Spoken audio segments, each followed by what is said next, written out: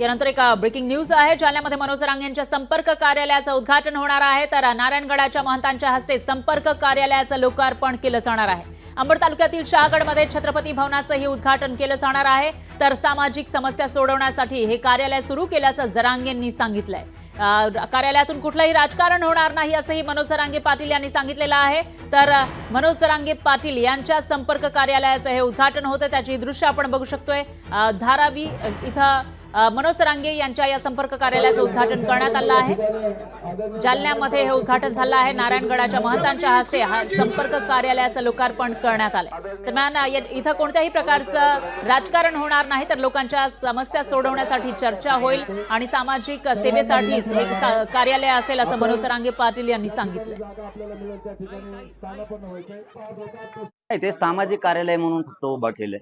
हे समाजाच्या खूप अडचणी आहेत। सगळ्या जाती धर्माच्या, नुसत्या मराठाच म्हणून नाही, सगळ्या जाती धर्माच्या प्रचंड अडचणी आहेत आणि सांगायला आधार नाहीये, त्यांना जायला आधाराची जागा नाहीये। कोणीतरी आपल्या प्रश्नाचा वाली झाला पाहिजे, कोणीतरी आपल्या न्यायाच्या बाजूने उठलं पाहिजे। अनेक प्रश्न आहेत, महिलांचे आहेत, मुलींचे आहेत, शाळेतल्या अनुदानाचे आहेत, कुणाच्या कर्जाचे आहेत, अनेक अडचणी आहेत। कुणाच्या दवाखान्यात संकट आहेत, कुणाला बघितलं जात नाही, काही अधिकारी करत नाहीत, काही अधिकारी करतायत। इथं अनेक प्रश्न आहेत। हे फक्त सामाजिक समस्या सोडवण्यासाठी कार्यालय उभा केले। लोकशाही मराठी ऐका, पहा, जागरूक रहा।